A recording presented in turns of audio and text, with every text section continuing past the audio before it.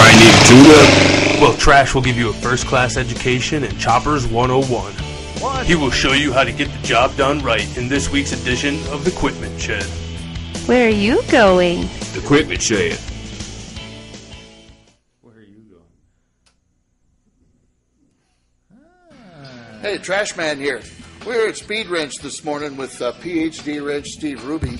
Speed Wrench is a local shop that does dyno tuning. It does performance upgrades, general repair, maintenance, whatever you need done on your bike. These guys are the guys to see. They'll dyno tune your bike. They'll make it run as good as it'll ever run. And some of them really need it, believe me. I know mine's coming here when I get it done.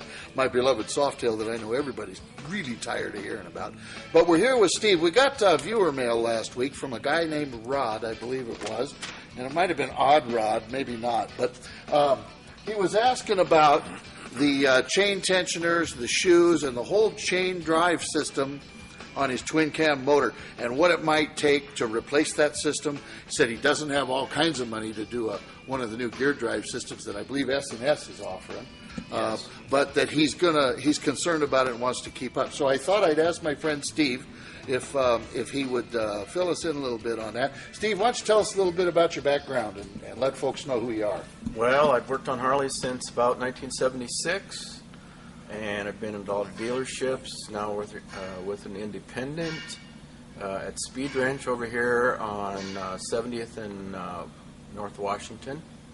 And like Dave said, we've got full dyno service and all the speed upgrades you can want or need.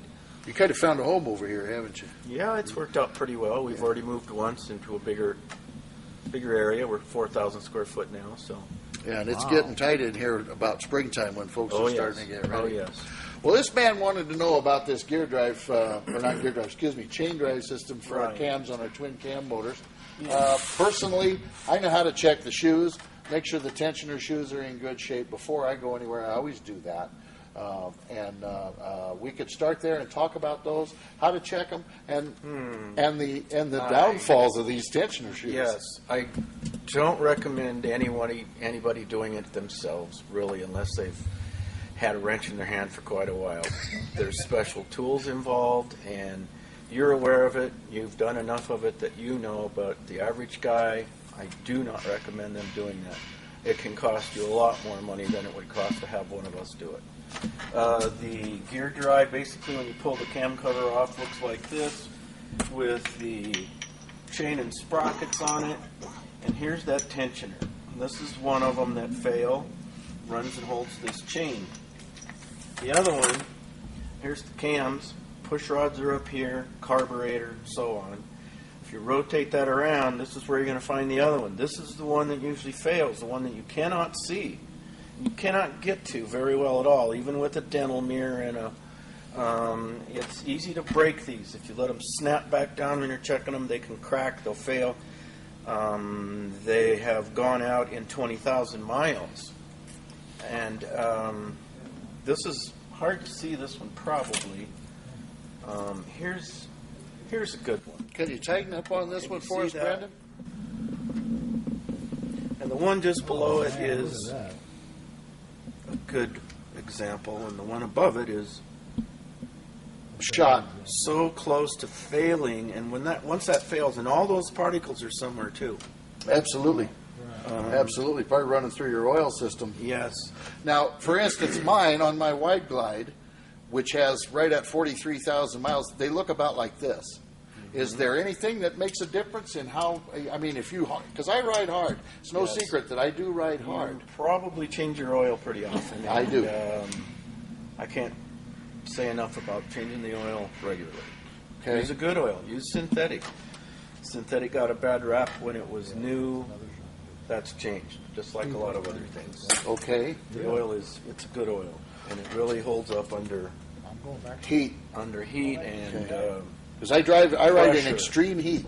I mean, you know where I go, Steve. I go to Death Valley. I go to the Insanity down there. The oil pump fits back in here, back in the bowels, and that can fail in here, which there's another $300 if you need that, which if it gets if it gets as bad as this chain is, as this tensioner is, you'll need an oil pump. No kidding. There's no way around it. Because those particles, even though it's filtered, doesn't filter right away.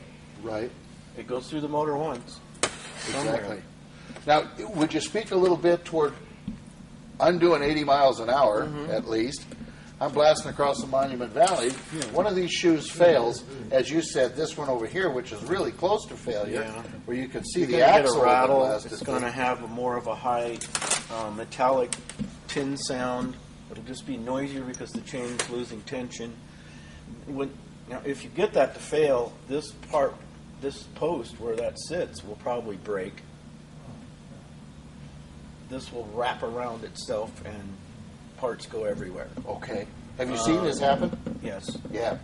I'm not surprised. No hesitation. I have. It's Have you seen not this too happen? common that it goes that far, but people just keep running them sometimes. They're going, it's not that bad. yet." So there's definitely going to be a change in what you're hearing from your motor when one of those goes. You'll hear that, and then the earlier ones, which this plate has a ball bearing in here. Okay.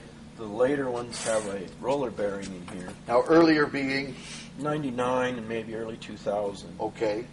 So my Odd I 4 still has a see roller those. bearing cage. Yes, these will Okay. have roller bearing. After 2006, there's no bearings at all in them. I know. Okay, We they discussed just that run once. in the plate, and I haven't had a failure yet. It has different tensioners. That's another story. We won't even talk about those tensioners today. Okay. These are the majority of them from 99 to 05 or 06, except for Dyna. Okay. These are in there. So there's 7 years worth of these setups in the bikes. So I'm getting the idea that if a fellow looks at this front one and it's worn, all right, he thinks, gee, I ought to replace these. This isn't a job that he should take on by himself. The majority You of need people. a press. Okay. You need some special tools. You need some way to reduce the tension. You need something to hold the cam gears when you're retorquing things. You need some pins of some sort to hold this out of the way. You need to put, these are tapered. These go in. This is where the pump would bolt back behind here. Okay. This centers the pump. So in You order have to to do center the oil pump or you'll probably lose pressure. in order to do the job, you've got to remove this entire plate. Oh, yes. The entire gear drive or Yes. cam drive system has to come And out. your push rods are in up here. So they have to come out, and they're solid. So you either take the top of the engine off right? or you cut them. Cut them. And you replace them with adjustables. Now, my friend Lil John was putting an Evo motor together that they got from Ultima, I think, Yeah. and he went to the manual, which I gave him for Evo motors, looking for how do I adjust these push rods? Because it has adjustable push rods.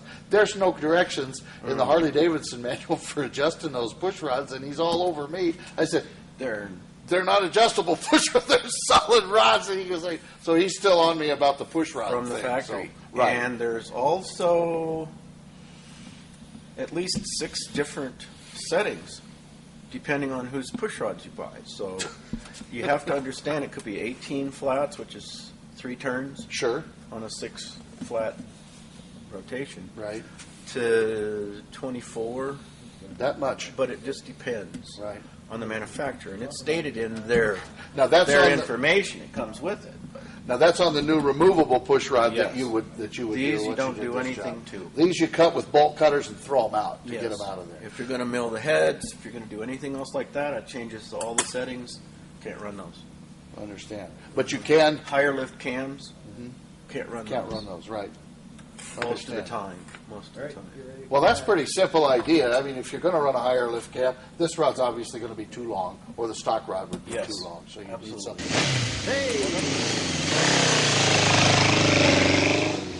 All right. Trash, that was killer, man. Well, Thank you.